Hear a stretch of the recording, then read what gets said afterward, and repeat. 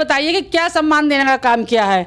अभी आपने एक कांड होगा, वो कांड था यहाँ का कानपुर का, कि एक लड़की को ऊपर छत पे से फेंक दिया गया, उसके साथ रेप करके। ये सम्मान दे रहे हैं वो महिला को? किस महिला को? तो चलते हुए रोगी की चुन्नियाँ खींच रही हैं, ये सम्मान दे रहे हैं वो? छोटी सी बच्ची, अभी मैंने आज ही पढ़ा था पेपर में कि एक 6 साल की बच्ची के साथ रेप करने की कोशिश की गई और आज उसे बरी कर दिया गया। ये सम्मान मिल रहा है महिला को? ये कोई सम्मान है? अगर ये सम्मान है तो ऐसा सम्मान हम महिलाओं को नहीं चाहिए। 50% आबादी की महिला है, उनको खींचकर टांग पकड़कर उनकी गद्दी से उतारकर हम उन्हें फेंक देंगे।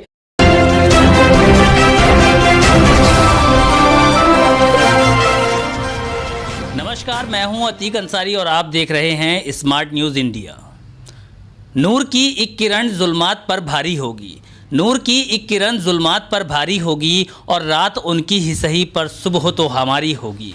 जी हां, जैसा कि आप सभी जानते हैं कि उत्तर प्रदेश में 2022 का विधानसभा चुनाव अब होने वाला है और बहुत ही कम समय बचा है। लेकिन यहां एक अहम बात यह है कि बरेली ज़िले की अगर बात करें तो बरेली ज़िले में 9 विधानसभा सीटें हैं। 9 विधानसभा सीटें हैं जिन पर भारतीय जनता पार्टी का पूरी तरीके से कब्जा है और भारतीय जनता पार्टी 2022 में फिर यही चाहती है कि इन 9 विधानसभा सीटों को पूरी तरीके से जीतकर फिर से रिकॉर्ड कायम करे। लेकिन इस बार के चुनाव में कुछ नया देखने को मिलेगा। लोग परिवर्तन की बात कर रहे हैं, लेकिन अगर बात करें बरेली ज़िले की कैंट विधानसभा की, तो कैंट विधानसभा सबसे ज़्यादा टफ विधानसभा मानी जाती है क्योंकि भारतीय जनता पार्टी का उसे गढ़ माना जाता है। और मौजूदा वक्त में राजेश अग्रवाल जी कैंट विधानसभा के विधायक हैं।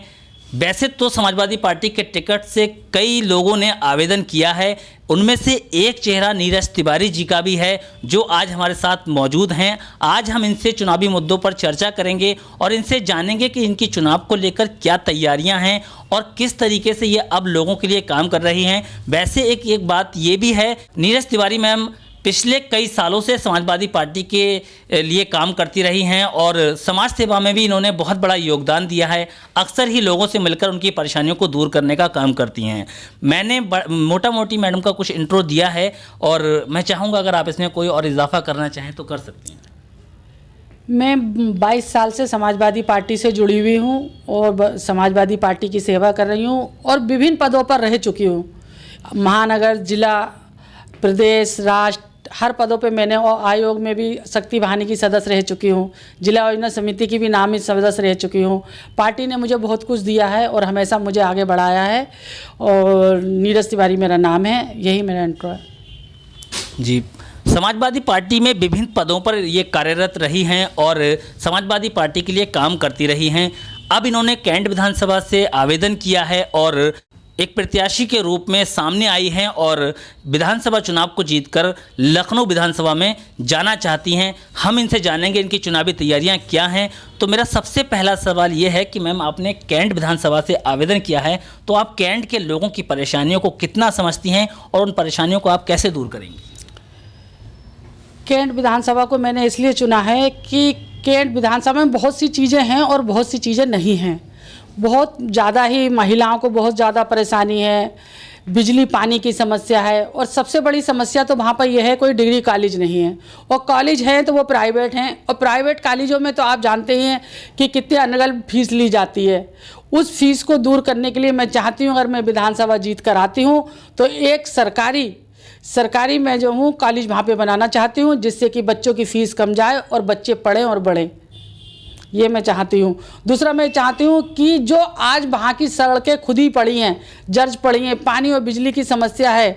लोगों ने, दूसरी सरकार ने हमारी महिलाओं को गैस सिलेंडर तो दे दिया लेकिन उसे भरवाने के लिए पैसा नहीं दिया। आज गैस सिलेंडर को उन्होंने चूल्हा समझकर सामने चूल्हा बना लिया है और उसके ऊपर लकड़ी टेक कर वो लोग खाना बना रहे हैं। तो मैं अपनी महिलाओं की समस्याओं को दूर करना चाहती हूँ, अपने भाई बंधुओं की समस्याओं को दूर करना चाहती हूँ, बिजली और पानी की समस्या को दूर करना चाहती हूँ। जो भी होगा मुझसे, जो अगर मैं विधायक बनती हूँ तो पूरी तरीके से जनता को समर्पित रहूँ।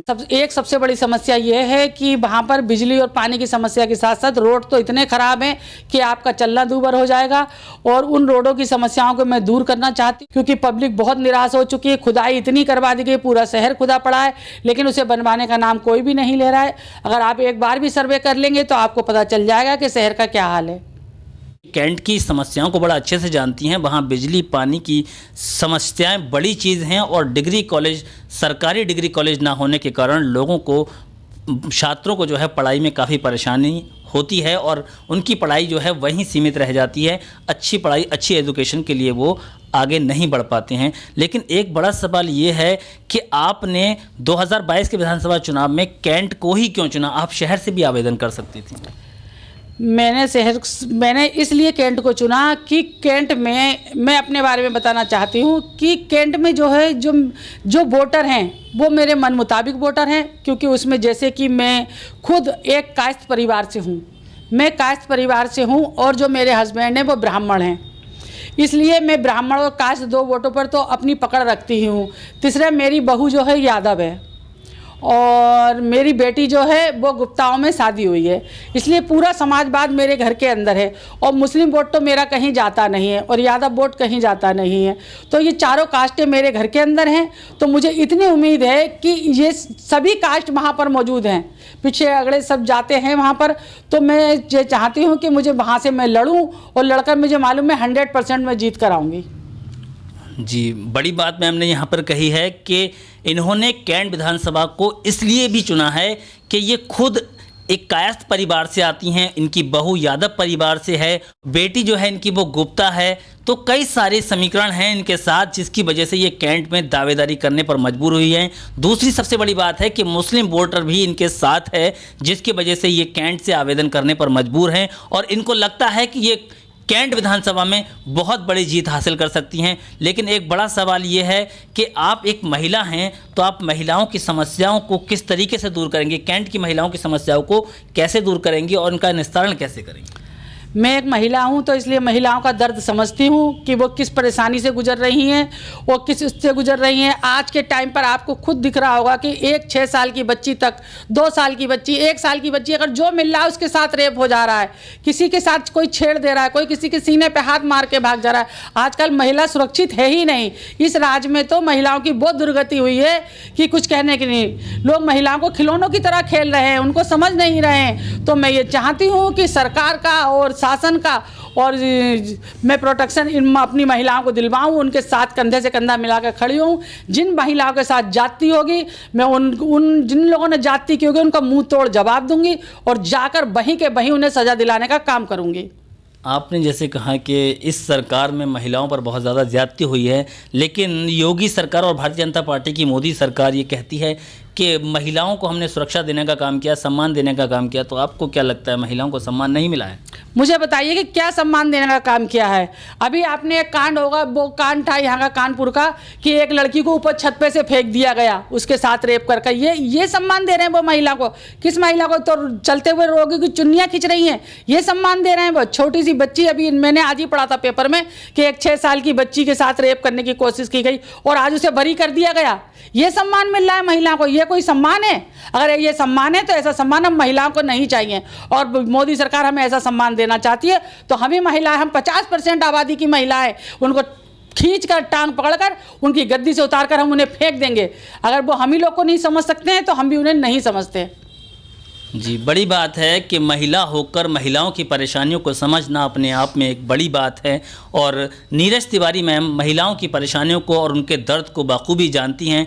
लेकिन यहाँ पर मैं अब किसानों के लिए जो बिल आया था, प्रधानमंत्री मोदी जो बिल लेकर के आए थे किसानों के लिए, किसानों के हित की बात करने के लिए, आज प्रधानमंत्री मोदी ने उस बिल को वापस करने का निर्णय लिया है। तो हमारी नीरज तिवारी मैम उस बिल को किस नज़रिए से देखती हैं, ज़रा हमें बताएं। भाई, मैं आपको बताना चाहती हूँ कि मोदी जी ने जो बिल अब वापस लिया है, जो बिल उन्हें बहुत पहले वापस लेना चाहिए था, वो बिल जो उन्होंने इस वक्त वापस लिया वो इसलिए लिया है क्योंकि इस वक्त चुनाव आने वाला है। उन्होंने 700 लोगों की मौत पर बिल वापस लिया है। 700 लोगों की मौत की भरपाई कैसे होगी, मुझे बताएं मोदी जी। क्या उनको 25-50 लाख रुपए देने से किसी का भाई, किसी का बाप, किसी का बेटा वापस आ जाएगा? अगर वो दोनों में से एक भी चीज़ वापस दिला दें तो मैं जो वो कहेंगे वो मैं करने के लिए तैयार हूँ। ये मेरा वादा है। मैं ये आपको कहना चाहती हूँ कि जो उन्होंने किया है, आप इस सरकार में देख रहे हैं कि कितना कितना घटनाएं, गलत घटनाएं घट रही हैं। आज एक वो कौन सा कांड था, भी लखीमपुर का, जहाँ पे 4 लोगों को रोन दिया गया, कहीं पे 7 लोगों को रोन दिया गया, कहीं पे कैसे भी एक विधायक का, सांसद का बेटा आता है और मार कर चला जाता है। तो ये कौन सा कानून है? आपने देखा कि इस वक्त सरकार ये जो है चुनाव का टाइम है, तो चुनाव के टाइम पे उन लोगों ने ये मुद्दा निकाल दिया कि भाई हम वापस ले रहे हैं बिल। ये तो उनका एक नाटक है। देख लेना, जैसी चुनाव निबट जाएगा उसके बाद ये अपना बिल फिर कैंसिल कर देंगे। जी, बड़ी बात है। और प्रधानमंत्री ने जिस तरीके से बिल को वापस लेने का निर्णय लिया है उसको चुनावी मुद्दा बताया जा रहा है, और कहीं ना कहीं इस बात में सच्चाई भी दिखाई देती है कि एक चुनाव से ठीक पहले प्रधानमंत्री मोदी के बिल का वापस लेना उत्तर प्रदेश को जीतने की एक रणनीति हो सकती है। यहाँ मैं एक अगला सवाल मैम से ये करूँगा कि अगर आप 2022 में विधानसभा चुनाव जीतकर एमएलए बनती हैं, तो आपके क्षेत्र में जो महिलाएं हैं उनको आप किस तरीके से विकसित करेंगे? मैं अपने क्षेत्र की महिलाओं को, अगर मैं विधानसभा जीतती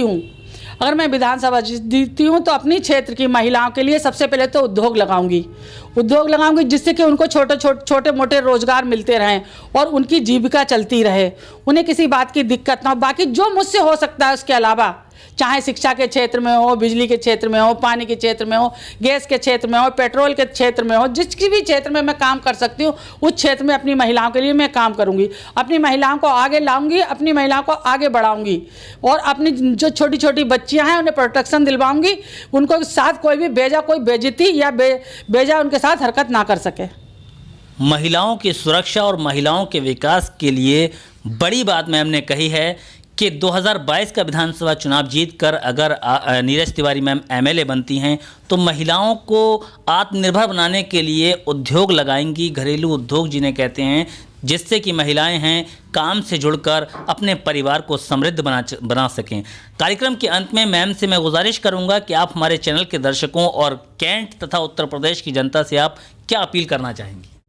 मैं अपनी बरेली की जनता से और कैंट की जनता से अपील करना चाहती हूँ कि समाजवादी पार्टी जो है इस वक्त पूरे ज़ोरों शोरों के साथ पूरे यूपी में एक अपना अलग ही रुतबा बनाए हुए है, और बहुत जल्दी सन 2022 में हमारी ही सरकार आएगी। इसलिए मैं आप सबसे अपील करना चाहती हूँ कि मुझे वोट दीजिए। आपका सहयोग, आपका वोट मेरे लिए तन मन धन से मान्य है। जी, हमारे साथ मौजूद थी नीरज तिवारी मैम, जो समाजवादी पार्टी के विभिन्न पदों पर रहकर पिछले 20-22 सालों से समाजवादी पार्टी में कार्यरत हैं और इन्होंने लोगों के लिए काम किया है, और आज इन्होंने 125 कैंट विधानसभा से आवेदन कर एक प्रत्याशी के रूप में बरेली शहर में चर्चित हो चुकी हैं। और मेरी शुभकामनाएं इनके साथ हैं कि ये 2022 का विधानसभा चुनाव जीतकर लखनऊ पहुँचें और बरेली शहर के कैंट के लोगों के लिए काम करें, महिलाओं के विकास की बात करें, महिलाओं को रोज़गार दें, युवाओं को रोज़गार दें, जिससे हमारे शहर बरेली और उत्तर प्रदेश का विकास संभव हो सके। इसी के साथ मैं इस कार्यक्रम से विदा लेना चाहूँगा। जय हिंद, जय भारत।